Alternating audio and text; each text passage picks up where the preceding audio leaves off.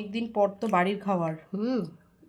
মানে কদিন পর পর নিরামিষ টিরামিষ গেল না, একাদশী দ্বাদশী মঙ্গলবার চতুর্দশী চতুর্দশী সব গেল। তো আজকে কি রান্না হয়েছে?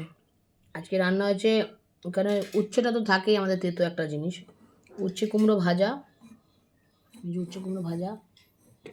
আর এটা হচ্ছে কাতলা মাছ, যেহেতু পমপ্লেট মাছ আছে এখানে, পমপ্লেট মাছ পেঁয়াজ দিয়ে একদম কষা।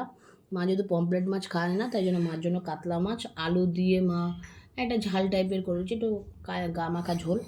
আর এটা হচ্ছে পমপ্লেট মাছ, এখানটা দেখা পমপ্লেট মাছটা একদম বড় বড় পিস। আর এখানে হচ্ছে উচ্ছে কুমড়ো, আমি উচ্ছে কুমড়ো দিয়ে খাই, এটা আর কি বলবো। কাতলা মাছ তো খাবি না? আমি তো কাতলা মাছ খাই না, তো উচ্ছে কুমড়ো দিয়ে খা। একটু পরে আস্তে ধীরে খাচ্ছি উচ্ছে কুমড়োটা, ঠিক আছে? একটু পমপ্লেট মাছটা দেখিনি কেমন। হ্যাঁ, আজকে তো আমি করিনি, আজকে বুড়িমা করেছে, এত বড় বড় পমপ্লেট মাছ।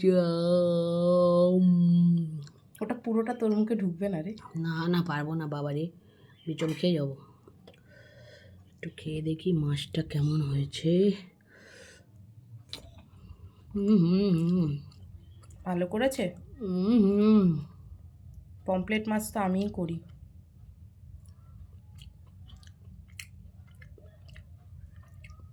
ওরে বাবারে কি সুন্দর হয়েছে রে।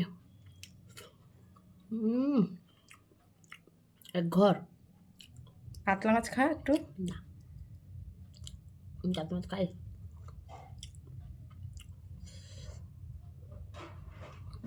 হ্যাভি হয়েছে এটা, আমি আর বুঝিয়ে খাবো, আর মা তো খাবে না, সাইডে রেখে দিলাম।